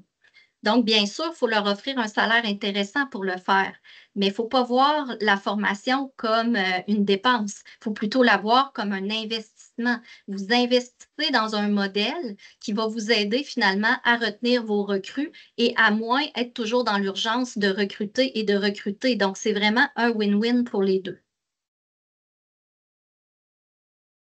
Ensuite, pour l'amélioration des conditions de travail. Donc, avant même de parler d'amélioration de conditions de travail, il y a plein de choses qui peuvent être faites en amont. Par exemple, être transparent envers les employés quant à la façon dont le taux de rémunération sont établis. Donc, des fois, juste d'être transparent, qu'ils comprennent bien la mécanique, à ce moment-là, ils ne vont pas sentir que vous vous n'êtes pas honnête envers eux. Déjà, ça peut calmer beaucoup de frustration par rapport aux taux comme tels qui sont offerts. Ensuite, offrir de la formation puis des outils aux travailleurs en ce qui concerne les dépenses d'emploi qu'ils peuvent déduire de leur rapport d'impôt. Il y a beaucoup de travailleurs qui ne sont pas au courant de ça, qui ne le font pas et ils perdent un montant considérable à chaque année qu'ils pourraient aller chercher en retour d'impôt. Donc, ça pourrait être une option à regarder pour vous, là, de leur offrir les outils puis la formation pour qu'ils sachent comment le faire adéquatement. Ensuite, avoir une offre flexible d'avantages sociaux pour répondre aux besoins prioritaires de chacun de vos travailleurs. Donc, on a vu là, que selon l'âge, selon le métier, selon l'origine, ce n'est pas nécessairement les mêmes choses qu'on veut, puis même, c'est très personnel à chacun. Donc, avoir une offre à la carte, c'est une approche là, qui est de plus en plus courante dans les pratiques RH des entreprises. Après ça, mis à part là, les augmentations de salaire, qui étaient bien évidemment largement prioritaires pour nos travailleurs, on peut quand même travailler sur certains irritants qui sont particulièrement ressortis pour certains groupes. Donc, par exemple, pour les débroussailleurs, il y avait quand même une grande proportion qui disait vouloir de l'équipement de travail fourni, compenser en partie le kilométrage, l'essence. Pour les reboiseurs, dans le fond, l'élément prioritaire après le salaire, c'était de compenser le temps de transport vers les sites de travail.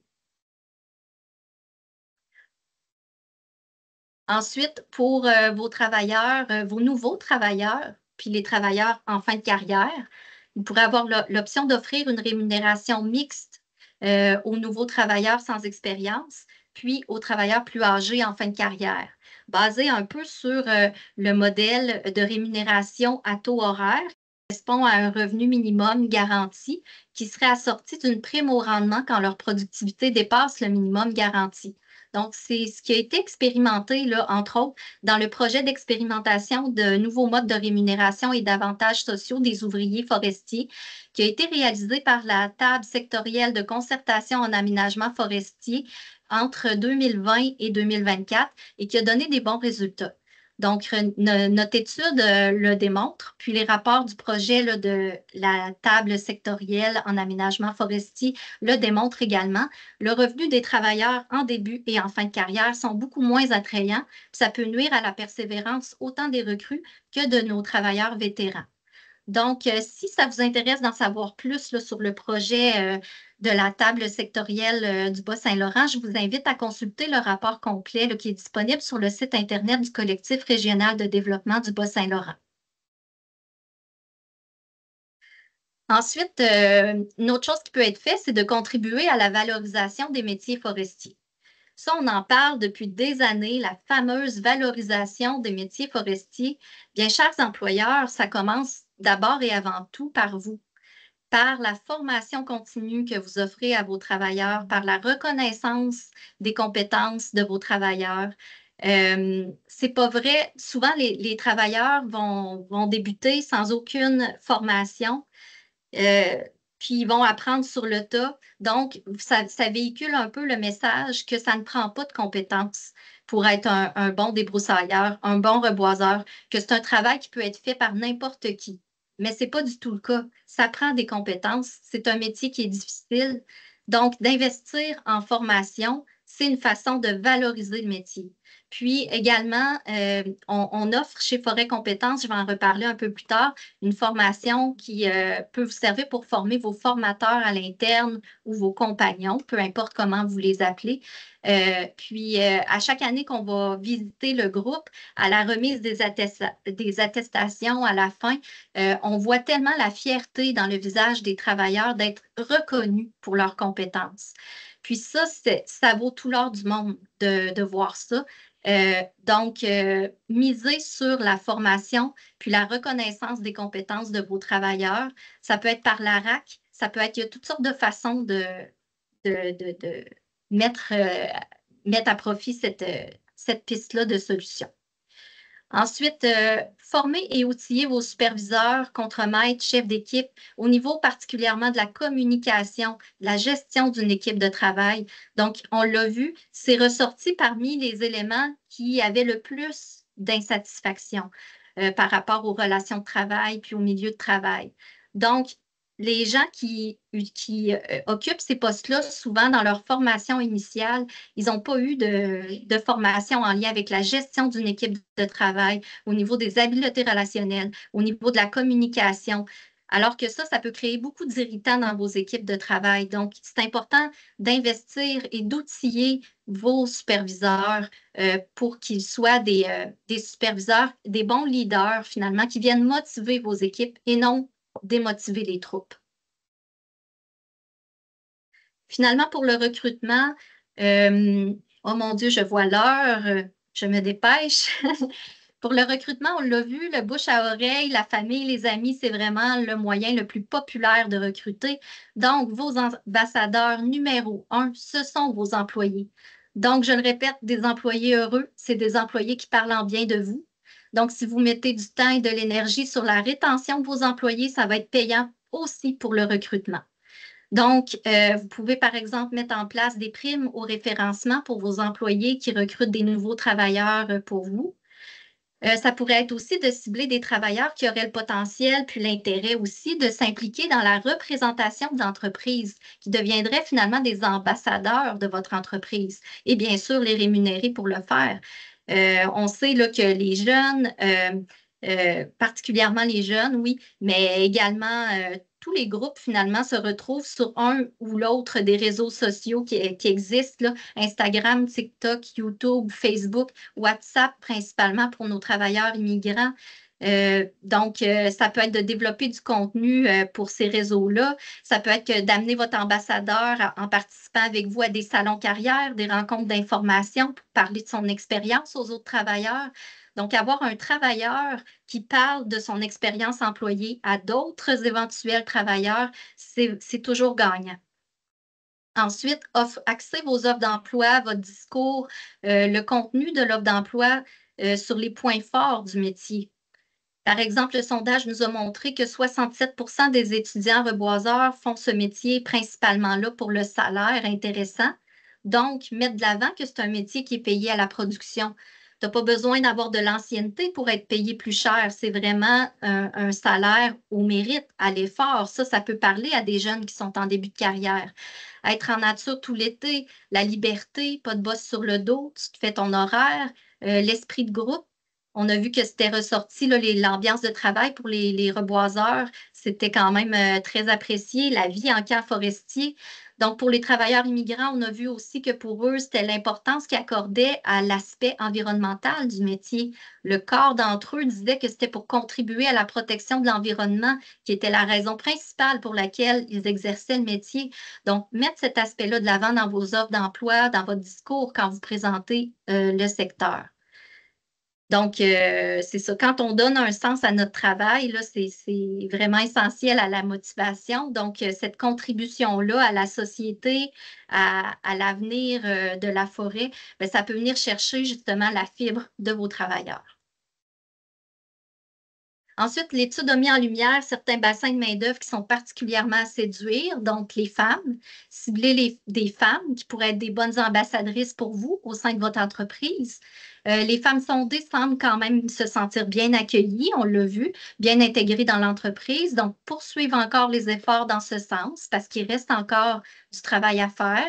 Donc, améliorer les aménagements des camps forestiers pour que les femmes puissent s'y sentir à l'aise et en sécurité. Donc, ne jamais oublier cet aspect-là. Ensuite, au niveau des travailleurs immigrants, cibler des travailleurs qui pourraient être aussi des travailleurs immigrants, qui pourraient être des bons ambassadeurs. Donc, on a vu là, que pour 40 d'entre eux, ils habitent dans la région métropolitaine de Montréal. Donc, aller à leur rencontre en organisant des soirées d'information sur vos emplois à Montréal. en collaboration avec vos employés actuels. Ça pourrait être une avenue. Se rapprocher des organismes d'aide à l'intégration des nouveaux arrivants. Il y en a beaucoup, beaucoup à Montréal. Donc, déjà, se rapprocher d'eux, vous faire connaître d'eux, ça peut déjà être un plus là, dans le recrutement. Puis pour ceux parmi les travailleurs immigrants qui auraient un intérêt à venir s'établir dans votre région avec leur famille, bien, vous impliquer activement dans leur projet. Donc, les aider à trouver les bonnes ressources pour le faire. Donc, vraiment être un support pour leur projet d'intégration. Pour les étudiants, ben, c'est vraiment un bassin de main-d'œuvre, particulièrement pour le reboisement. Donc, on voit que ça concorde parfaitement avec leurs vacances d'été. La saisonnalité, ce n'est pas du tout un enjeu. Donc, encore là, cibler des étudiants qui feraient des bons ambassadeurs auprès des autres étudiants, être présent dans les salons carrières, les autres événements organisés par les écoles où on retrouve les étudiants, DEP, cégep, université, que ce soit à tous les niveaux, et utiliser les réseaux sociaux utilisés par les jeunes pour les joindre, comme Instagram, YouTube, TikTok, en mettant à contribution vos employés actuels. Finalement, très rapidement, des pistes de réflexion, constats plus globales pour le secteur. Bien, selon les travailleurs interrogés, les taux rémunérés à la productivité ne sembleraient pas avoir suivi l'inflation, particulièrement pour les débroussailleurs. Donc, quelle est l'évolution réelle du pouvoir d'achat des travailleurs sylvicoles dans le temps? C'est quelque chose qu'on n'a pas comme donné. Le taux de reboisement ne semble pas tenir compte des conditions et des difficultés variables des terrains, alors qu'on s'est fait dire par beaucoup de reboiseurs là, dans l'étude que c'était quand même le cas dans d'autres provinces canadiennes où on fait du reboisement. Les travailleurs incorporés représentent une proportion importante des débroussailleurs, donc 1 sur 5. C'est un groupe de travailleurs en émergence qui est peu documenté, puis qu'on ne pouvait pas nécessairement aller plus loin avec cette étude-ci pour en connaître davantage sur eux. Les travailleurs salariés, en particulier les débroussailleurs, doivent assumer une part importante des coûts d'équipement associés à leur emploi, la débroussailleuse et son entretien, le camion pour le transport, l'essence, le temps de transport, etc. La rémunération globale des travailleurs forestiers manuels qui est peu documentée, c'est-à-dire, dans le fond, le salaire brut et les autres avantages sociaux. On en connaît très peu sur ce qui est réellement offert dans le secteur. Le salaire net des travailleurs forestiers manuels est peu documenté parce qu'une fois qu'ils ont déduit leurs dépenses d'emploi, quel est le salaire net réel d'un travailleur forestier manuel? On n'a pas encore beaucoup de données à l'appui. On a une main-d'œuvre qui est vieillissante, surtout pour les débroussailleurs, comme on l'a vu. La rémunération à la productivité, bien, ça implique une diminution de revenus en fin de carrière. Donc, le constat, c'est que la reconnaissance de l'expérience est absente dans ce modèle-là. Finalement, des pistes d'action pour nous, pour Forêt Compétences, un peu en vrac. C'est sûr que là, attendez-vous pas à ce qu'on travaille là-dessus dans l'ensemble de tout ça là, dans les prochains mois, mais c'est vraiment des pistes qui ressortent là, sur lesquelles on pourrait travailler à l'avenir. Par exemple, documenter les coûts réels devant être assumés par les travailleurs manuels dans l'exercice de leur emploi. Donc, on avait fait une enquête sur ce sujet-là en 2017, mais qui pourrait quand même être mis à jour parce qu'on s'entend que depuis 2017, les coûts assumés ont quand même changé. Réaliser une enquête sur la rémunération globale des travailleurs forestiers manuels, documenter le sous-groupe des travailleurs incorporés pour avoir un portrait plus détaillé. Poursuivre notre offre de formation pour les superviseurs contremaîtres forestiers. Donc, on en a déjà quelques-unes à vous offrir. Je vous invite à aller voir sur notre site Internet. On pourrait éventuellement aussi en développer des nouvelles plus spécifiques à certains besoins.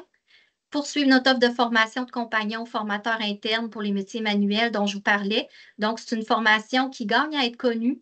Je vous invite vraiment à aller voir sur notre site Internet ou à nous contacter pour plus de détails. C'est vraiment une formation qui mérite d'être suivie par les travailleurs qui sont vos formateurs à l'interne. Ensuite, développer des formations de perfectionnement, que ce soit pour les formateurs internes ou pour les travailleurs comme tels. Continuer à diffuser notre carnet de dépenses du travailleur forestier, puis outiller les travailleurs là, dans la compilation de leurs dépenses d'emploi pour leur rapport d'impôt. Donc, pour ceux qui ne le savaient pas, on a un carnet de dépenses du travailleur forestier que vous pouvez commander format papier. Il est également disponible en version Excel sur notre site Internet. Puis, la Fédération des groupements forestiers du Bas-Saint-Laurent, avec M. Luc Lavoie, a développé une formation pour apprendre aux travailleurs à utiliser ce carnet de dépenses-là. Puis, il a accepté de faire une capsule vidéo, finalement, là, qui a été mise sur notre chaîne YouTube et qui est disponible aussi sur notre site Internet, qui permet de comprendre justement comment utiliser le carnet de dépenses. Donc, je vous invite à le diffuser à vos travailleurs. Offrir des formations pour les cuisiniers en camp forestier. Donc, ça, c'est un de nos projets à venir. Créer des partenariats avec les organismes d'accueil et d'intégration des immigrants. Organiser des soirées d'information et d'embauche à Montréal qui pourraient être faites en collaboration avec les entreprises intéressées. Appuyer les entreprises en élaborant des politiques d'équité, diversité, inclusion, que ce soit par des formations de sensibilisation, des formatifs, des références. Recruter, nous également, des ambassadeurs pour faire la promotion des métiers forestiers sur nos réseaux sociaux, puis documenter les meilleures pratiques en lien avec les primes de référencement qu'on vous suggérait de mettre en place. Donc, développer des politiques qui pourraient être prises par les entreprises, puis adaptées. Donc, merci beaucoup pour votre attention. C'est ce qui clôt la présentation d'aujourd'hui. Je suis désolée. J'espère qu'il reste des gens en ligne. J'ai dépassé mon temps. Oui, oui. Non, non, non, pas de problème. Je vous remercie de votre attention. Puis, je voulais, juste avant de clore, vous remercier la firme Ageco avec qui on a réalisé l'étude et bien sûr les employeurs qui nous ont aidés à rejoindre les travailleurs pour qu'ils répondent au sondage et évidemment les 327 travailleurs qui ont pris le temps de répondre au sondage. Peut-être qu'il y en a parmi nous aujourd'hui.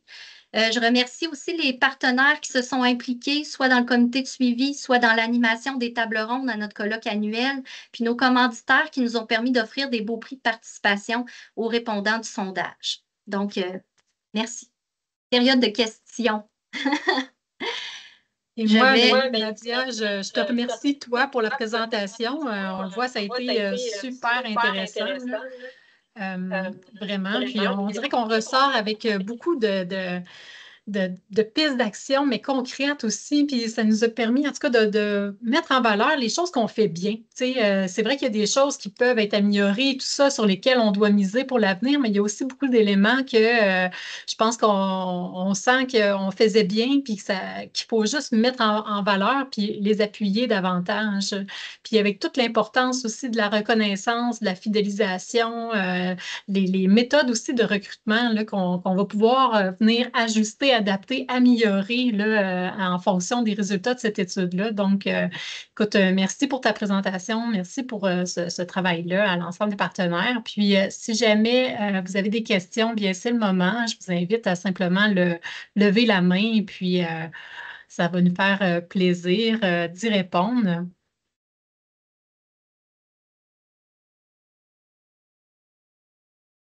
Alors, il y a Madame Angela Magali Lavé. Oui, bonjour, bonjour Sylvie, bonjour Nadia. Ça a été une très belle présentation. Et moi, j'ai suivi et j'ai lu les documents que vous avez fait par rapport à l'enquête des opérations. Et puis, c'est très bien fait. Et cette étude-là, ça ressemble. En fait, c'est la même logique. C'est très bien fait. Moi, c'est quoi la différence entre travailleurs autonomes? Parce que c'est vrai qu'il y a beaucoup de... En fait, dans les réseaux parce que moi, je suis conseillère en comptabilité à la Fédération québécoise des coopératives forestières et au niveau du réseau des coopératives forestières, la plupart des travailleurs forestiers, donc d'abatteur manuel des broussailleurs sont employés des coopératives, employés et membres des coopératives. Donc, il n'y a pas beaucoup de travailleurs autonomes ou de travailleurs incorporés. Donc, j'aimerais connaître la différence entre travailleurs autonomes et travailleurs incorporés. C'est une excellente question. Que je ne suis pas nécessairement en mesure de savoir la distinction. Parce qu'en fait, ce qu'il faut savoir, c'est que le travailleur autonome n'était pas dans nos choix de réponse. Et finalement, c'est beaucoup les abatteurs manuels qui, dans autres, ont mentionné travailleur autonome. Donc, on l'a ajouté par la suite. Mais je vous avoue que ça, c'est dans justement les choses qu'il faudrait creuser davantage par rapport au fait, nos travailleurs incorporés, qu'est-ce que ça change justement d'être incorporé? versus travailleur autonome? Ça fait partie des interrogations qu'on a aussi. Bien, en fait, si je peux me permettre, c'est au niveau fiscal. À partir du moment là, qu'un travailleur autonome fait plus qu'un certain montant par année, ça devient un avantage. Il y a plusieurs avantages fiscaux là, qui viennent avec le fait d'être incorporé. Donc, ils deviennent à ce moment-là une entité à part. Puis, ils peuvent aller, par exemple, déduire des dépenses pour leur voiture, leur essence et tout ça, donc en avoir davantage. Puis, donc, c'est vraiment pour l'aspect fiscal. Puis, à partir du moment qu'on a atteint un certain seuil, là, aussi un certain taux au niveau de la rémunération là, annuelle. Donc, dépasser un OK, certain moment, c'est préférable d'être incorporé. OK. Oui, c'est parce qu'un travailleur autonome, c'est aussi comme une entreprise incorporée. C'est comme un CPA, c'est un travailleur autonome. C'est comme une entreprise incorporée à titre individuel. Oui, mais c'est ça, il est à titre individuel, mais au niveau des assurances aussi, tu sais, ça peut être un avantage que d'être vraiment considéré avec une incorporation, là, Ah, finalement. OK, OK. Euh, Une chose, c'est individuel. Donc là, OK, OK. Donc, c'est deux déclarations d'impôts différentes. Si c'est incorporé, c'est une entité morale distincte, même si c'est une personne. OK, OK, OK, je comprends. Exactement, c'est OK, en plein ça. OK. Donc, étant donné que ça devient une entité distincte, ben, à ce moment-là, les assurances et tout ça, si jamais, par exemple, il se fait poursuivre, ben, c'est l'entité qui se fait OK, poursuivre. OK, Euh, Fait qu'il y a plusieurs avantages fiscaux là, OK. à y avoir. OK. Là, c'est plus clair. Merci beaucoup. Merci. Plaisir. On avait aussi Monsieur Laflamme qui a levé la main. Bonjour. Bonjour. Ouais, aussi, l'avantage d'être incorporé puis autonome, c'est que le monde, ils ont de leur compagnie, ils font pas de chômage. Je veux dire, ils font d'autres entreprises l'hiver puis tout ça. Des fois, c'est plus avantageux pour eux autres d'être incorporés puis autonomes que faire du chômage. Je veux dire, aussi. Moi, c'était pour savoir deux petites questions. Je sais que j'avais écrit là, sur les questions. Là, le pourcentage de travailleurs qui travaillaient en forêt publique comparé à la forêt privée, je pense que vous ne l'aviez pas, hein, Ben, pour... ça a été mentionné en tout début. En fait, on n'a pas le pourcentage exact.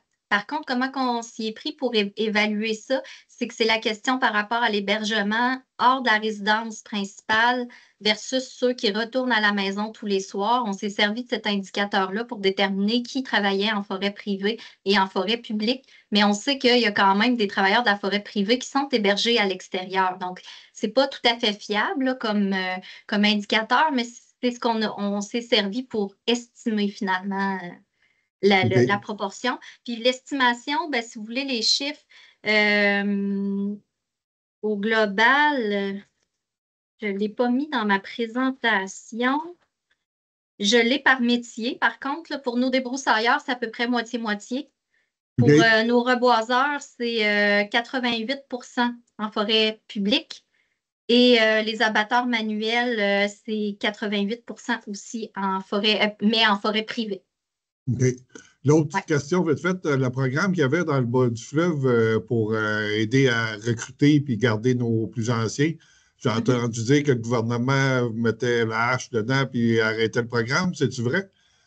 Je pensais que ça allait, vu que ça allait bien, je pensais que ça allait être prolongé partout au Québec, là, mais Oui, ben, en fait, ben, le Forêt Compétences est sur le comité là, de la table sectorielle. Puis, dans le fond, ce que je peux vous dire, c'est que le projet est en voie de reconduction pour une 5e année.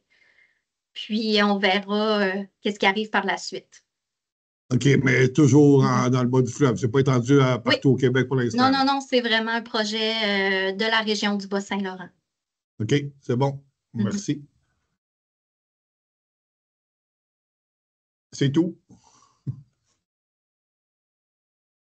Ouais, merci là, à tous les participants là, de Forêt Compétences. Là. Je dirais c'était vraiment intéressant le sondage. Là, puis peut-être qu'il y aura une suite là, du côté employeur. Là, comme je l'ai mentionné dans le chat, là, ça me pique la curiosité aussi. Là. Puis M. Laflamme, concernant le projet, oui, à la base, c'est un projet d'expérimentation. Hein. Ce qu'il faut comprendre, c'est comme un peu une recherche un peu scientifique. Ça se fait sur une base de 3 ans. Et il a été décidé là, par la suite là, de tester une année supplémentaire le projet. Et il y a eu des revendications pour une 5e année, comme Nadia l'explique, là. Fait que on est en attente là, de la poursuite du projet, là, qu'est-ce qui va se passer pour l'année 2024 par rapport à ça. Mais normalement, ça va prendre fin après 2024. Là, c'est vraiment la dernière année. Parce que je pense que c'est un bon succès, le programme. Qu'est-ce que j'ai entendu dire, puis tout ça, là, ça serait de valeur qui. Ben, C'est sûr que d'un effectivement, gouvernement là, à l'autre, ça change, là, mais. effectivement, là, je sais que les conditions qui avaient été suggérées là, comme projet d'expérimentation, les travailleurs étaient très, très satisfaits de ça. Mais il reste qu'il faut que l'ensemble des entreprises du Québec là, y adhèrent à cette espèce de proposition-là, on va dire, de conditions de travail pour les travailleurs plutôt. Là. Mais c'est ça rendu là, c'est plus, je dirais, nos autorités provinciales qui vont décider là, de la suite du dossier. J'ai pas plus d'informations, malheureusement, à vous transmettre. C'est bien correct. Merci beaucoup. Ça répond pas mal à toutes tes questions. Merci. OK. Merci pour la Donc, présentation. Je vais vous quitter. Merci beaucoup. moi Merci. aussi, c'est l'heure de dîner. Bonne journée. Merci à tous pour votre participation. Puis, si jamais vous avez d'autres questions, à tout le moins, vous pourrez contacter notre équipe, là, puis ça va nous faire plaisir là, d'y répondre. Donc, merci à tous et puis on peut mettre un fin là, au webinaire.